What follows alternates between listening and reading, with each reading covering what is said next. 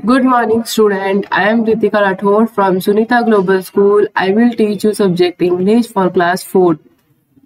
इससे जो next video थी उसमें अपन ने क्या की थी, पोयम पढ़ी थी। पोयम का नाम क्या है, स्प्रिंगिंग टू एक्शंस।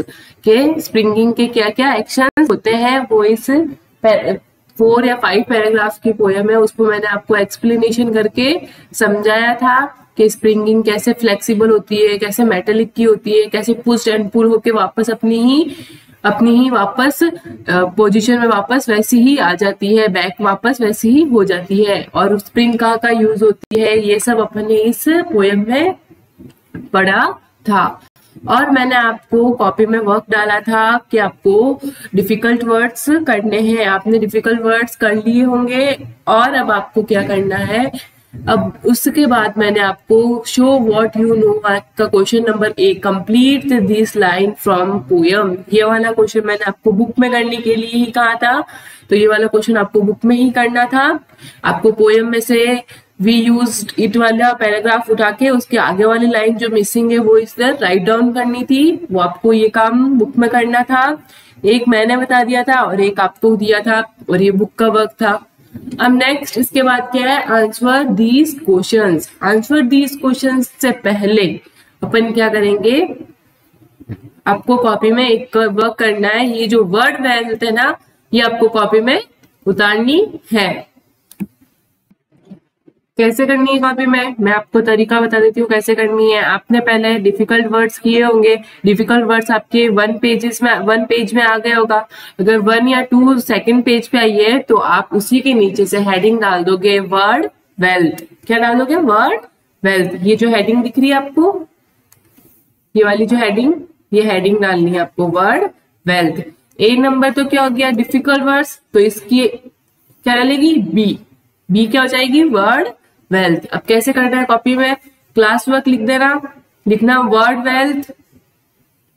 जैसे मैंने लिखा है वैसे आपको क्या लिखना है, वर्ड वेल्थ लिखना है। क्लास वर्क के बाद 1 लाइन लीव करनी है, फिर वर्ड वेल्थ के बाद 1 लाइन लीव करनी है। ओके, फिर उसके बाद first ping short sharp sound, 1 line leave करो, आपकी मर्जी, वरना नेक्स्ट लाइन में ही फ्लेक्सिबल, फिर ट्विजर्स, फिर माउल्ड, फिर ब्लिस्टर्स। मैंने क्या है, इधर वाले नहीं लिखे हैं क्योंकि ये बुक में है, तो आप बुक में से देख के कर सकते हो। तो मैंने आपको तरीका बता दिया है कि आपको कैसे करना है। क्लास वर्क राइट डाउन करना है, 1 लाइन लीव करके वर्ड वेल्थ की हेडिंग डालनी है, फिर फर्स्ट जैसे करके बताइए वैसे ही सेकंड, थर्ड, फोर्थ और फिफ्थ करनी है। फर्स्ट ये रही, ये मैंने आपको करके बताई। सेकंड ये रही, फ्लेक्सिबल मैंने लिख के बता दी, उसके आगे वाला ये आप लिखोगे। ट्वीजर्स मैंने लिखा, उसके बाद इजिकल टू करके जो आगे लिख रहा है वो आप लिखोगे। फिर उसके बाद माउल्ड के बाद में आप, और फिर ब्लिस्टर के बाद जो लिखा है वो स्वेलिंग भी आप ही को लिखनी है। ऐसे करना है वर्क। वर्ड वेल्थ लिखना है 1 लाइन लीव करके, 1 2 3 4 5 वर्ड वेल्थ आपको अपनी कॉपी में राइट डाउन करना है। ओके, ये वाला क्वेश्चन आपको कॉपी में कर लिया। आपकी डिफिकल्ट वर्ड्स हो गए, आपके डिफिकल्ट वर्ड्स हो चुके हैं। अब आपको क्या करना है, नेक्स्ट नीचे क्या क्वेश्चन आ रहा है आपके, आंसर दीज क्वेश्चंस। अब क्वेश्चन आंसर्स कैसे करने हैं, क्वेश्चन आंसर्स मैं आपको बता देती हूँ कि क्वेश्चन आंसर्स आपको कैसे करने हैं। क्वेश्चन आंसर्स भी कॉपी में करने हैं, वो मैं आपको तरीका बता देती हूँ। जैसे पहले करते थे अपन वैसे ही करेंगे। ये देखो, ये वर्ड वेल्थ आई मेरी, हाफ पेज पे आ गई जैसे, और हाफ पेज पे क्या आ गया, फिर 1 लाइन लीव करके इन नीचे से 1 लाइन लीव करनी है। 1 लाइन लीव करके C answer these questions heading डालनी है। उसके बाद वापस 1 लाइन लीव करके क्वेश्चन नंबर 1। क्वेश्चन नंबर 1 क्या बोल रहा है, name 4 things that have spring in them. हाँ, तो इस क्वेश्चन की हिंदी क्या है कि ऐसे उन 4 चीजों के नाम लिखने हैं जिनमें स्प्रिंग सीजन आता है। ओके, तो इसका आंसर कैसे लिखोगे आप, ये देखो क्वेश्चन नंबर 1 यहाँ से बुक से उतारना है आपको। क्वेश्चन नंबर 1 मैंने उतारना है, इसका मतलब ये नहीं है तो आपको उतारना है। मैंने नहीं उतारा है, इसका मतलब ये नहीं कि आप ये क्वेश्चन आप भी नहीं उतारोगे। आपको क्वेश्चन यहाँ से लेके यहाँ तक क्वेश्चन नंबर 1 लिखोगे पहले, जहां मैंने डैश खाली जगह छोड़ी है, क्वेश्चन लिखा, फिर आंसर मैं बता देती हूँ आपको आंसर कैसे करना है। देखो आंसर क्या है, क्वेश्चन नंबर लिखा इधर, वन लाइन लीव करके हेडिंग के बाद आपको one line leave answer the इस क्वेश्चन की हेडिंग डालनी है, उसके बाद जहाँ डैश किया वन लाइन लीव करनी है, और जहां मैं ग्रीन पेन से डैश डैश कर रही हूँ इसका मतलब क्या है, यहाँ पर आपको क्वेश्चन राइट डाउन करना है। ओके, फिर उसका आंसर है अ water source that comes from a ground, ऐसा वाटर सोर्स जो ग्राउंड से आता है। A device that bend and move but does not crack, ऐसा डिवाइस जो बैंड हो सकता है, मूव हो सकता है, बट क्रैक नहीं हो सकता। अ season and coiled up a wire all have similar name spring, ये सब किसके सिमिलर नेम है, सीजन, स्प्रिंग सीजन के सिमिलर नेम है। तो इसका आंसर वापस पढ़ देती हूं मैं, क्या लिखा हुआ है आपका, अ water source that comes from a ground, a device that bends and moves but does not crack, a season and a coiled up a wire all have similar names.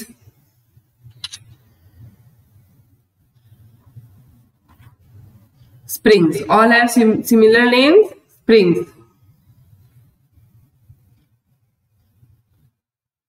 उसके बाद आप करोगे क्वेश्चन नंबर सेकंड,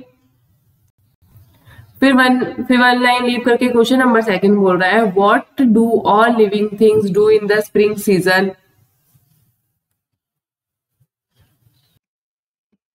तो इसमें क्या बोल रहा है कि वसंत ऋतु में के what does all living thing do in spring season, मतलब स्प्रिंग सीजन में सारे लिविंग थिंग्स क्या करते हैं, ये आपको बताना है कि स्प्रिंग सीजन में सारे लिविंग थिंग्स क्या करते हैं।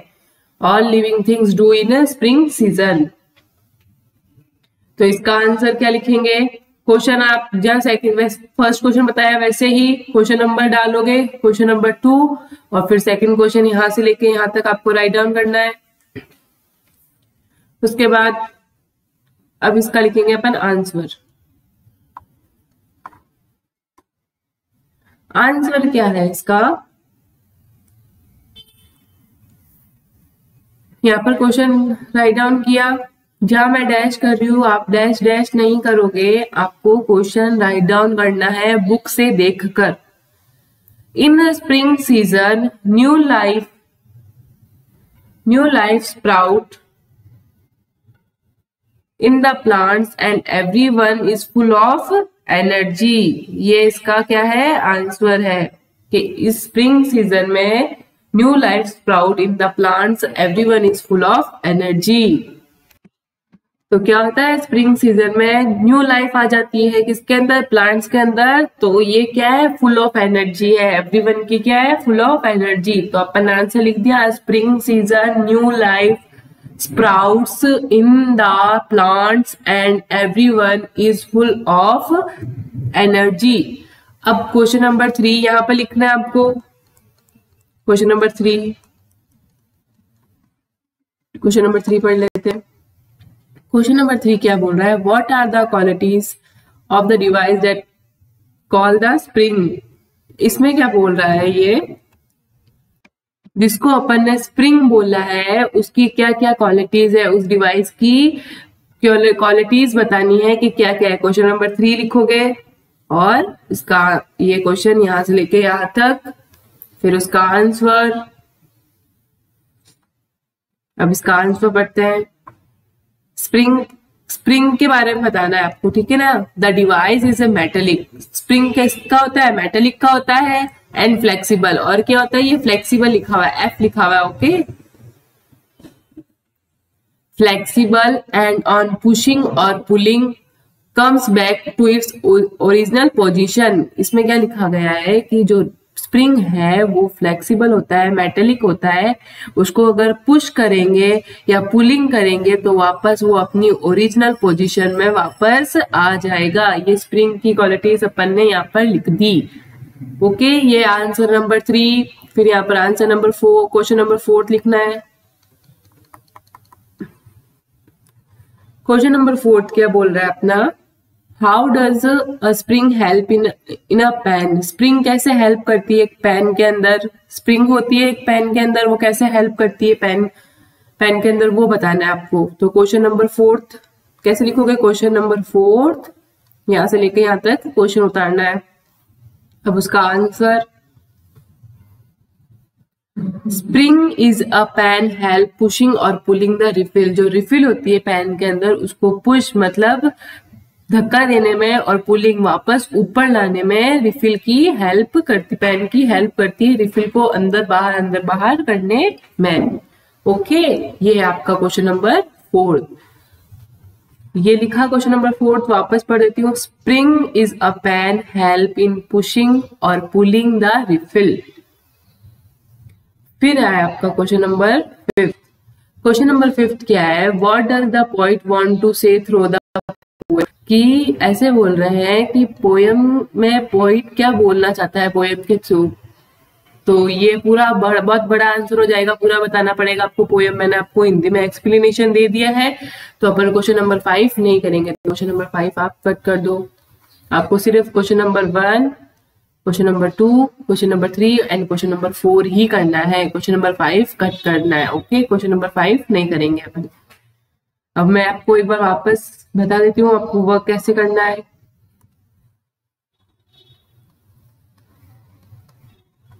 क्लास वर्क लिखा, वर्ड 1 लाइन लीव की, वर्ड वेल्थ लिखा, 1 लाइन लीव की, फिर 1 2 3 4 5 वर्ड वेल्थ लिख दी।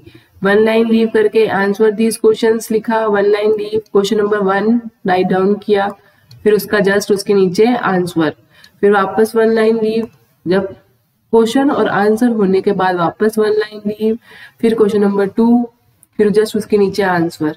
ओके, फिर वापस 1 लाइन लीव, फिर उसके बाद क्वेश्चन नंबर 3 राइट डाउन करना है, फिर उसका आंसर, फिर वापस 1 लाइन लीव, फिर वापस 1 लाइन लीव। ओके, फिर उसके बाद क्वेश्चन नंबर 4 उतारना है, फिर उसका आंसर। ये आपके क्वेश्चन आंसर्स कंप्लीट हो चुके हैं। मैंने 4 क्वेश्चन आंसर्स करवाए हैं आपको। ओके, 4 क्वेश्चन का आंसर करवाया है, 5 मैंने आपको कट करवा दिया है, तो 5 आपको नहीं करना है। अब उसके बाद आपका नेक्स्ट क्या है? नेक्स्ट क्वेश्चन क्या है? थिंकिंग कैप्स वाला क्वेश्चन है।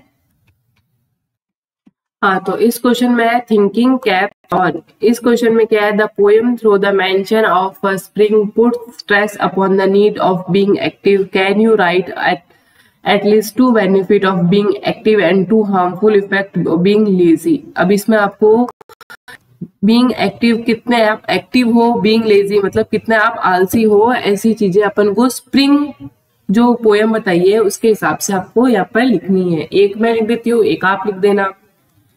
क्या है ये?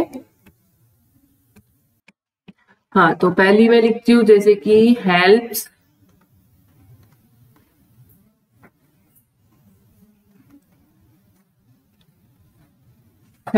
us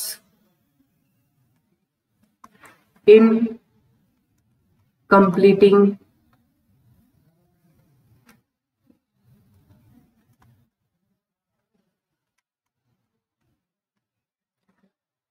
our work on time। मतलब क्या हेल्प करता है? कि अपना वर्क, अपना काम टाइम पे हो। अब लेजी की लिखनी है तो लेजी की लिखेंगे hinders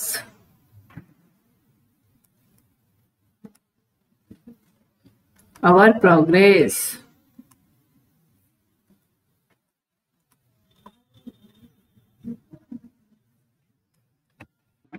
हाँ, तो क्या है कि अपनी जो प्रोग्रेस होती है, मतलब प्रोग्रेस मतलब क्या? प्रगति में बाधक होना। और इसका क्या है कि अपना काम अपने समय पे पूरा करना। अब एक मैंने लिख दिया, अब एक आप लिख देना। ओके, और ये सिर्फ बुक का वर्क है, ओनली बुक एक्टिविटी है, कॉपी में कुछ भी नहीं करना है। कॉपी में सिर्फ क्वेश्चन आंसर्स, वर्ड वेल्थ और डिफिकल्ट वर्ड्स जो करवाए हैं वही आपकी कॉपी में होने चाहिए। उसके बाद है डिग्री फोकस। अब फोकस में क्या है, use a dictionary to answer the following question. अब इसमें डिक्शनरी यूज करनी है और जो क्वेश्चंस पूछे उसके आंसर्स लिखने हैं। तो ये काम आपको अपनी डिक्शनरी लेके करना होगा, बिना डिक्शनरी के ये वर्क होगा ही नहीं। हाँ, तो इसमें पहला क्वेश्चन क्या पूछा है, what is the first word starting with S P.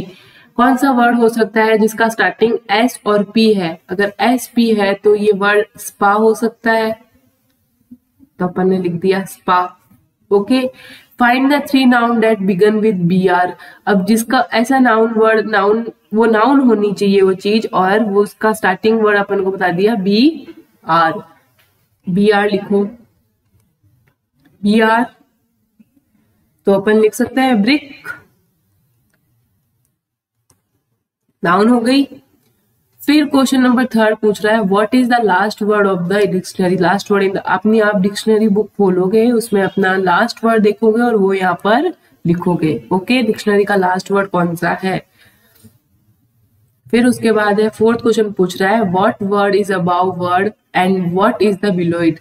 कि आपको वर्ड, जो वर्ड होगा उसके ऊपर और नीचे कौन से शब्द लिखे हुए हैं वो आपको लिखने हैं। तो वो भी आप देखोगे और यहाँ पे लिखोगे। लेकिन अकॉर्डिंग टू डिक्शनरी देखेंगे तो काफी सारे वर्ड आ जाएंगे, तो आप 2 या 3 लिख देना। How many words are there start with the X. X से कितने वर्ड्स स्टार्ट हो सकते हैं। यूजुअली 16-15 होते होंगे, तो मैं आपको 16 लिखवा रही हूँ। आप चेक करके अपनी डिक्शनरी बुक में और काउंट करके यहाँ पर राइट डाउन करना है। उसके बाद आपको ये क्वेश्चन, ये भी क्वेश्चन सिर्फ बुक के लिए है। फिर कुछ वर्ड स्मार्ट है, ये वाले वर्ड स्मार्ट वाले क्वेश्चन आप पढ़ लेना एक बार, ताकि आपको क्वेश्चन आंसर्स मैंने करवा दिए और complete this line from poem करवा दिए, वर्ड और डिफिकल्ट वर्ड करवा दिए, जिसमें से आपको कॉपी में डिफिकल्ट वर्ड करने हैं, वर्ड वेल्थ करनी है एंड क्वेश्चन आंसर्स करने हैं। और कॉपी में कुछ भी वर्क नहीं करना इस चैप्टर, इस पोएम का। तो ये आपका वर्क है आज का। ओके, पहले ये लिखा, फिर क्वेश्चन आंसर्स करने हैं। जो इससे नेक्स्ट वीडियो होगी उसमें अपन नेक्स्ट चैप्टर रीड करें। तो आज में थैंक यू बच्चों, स्टे होम, स्टे सेफ।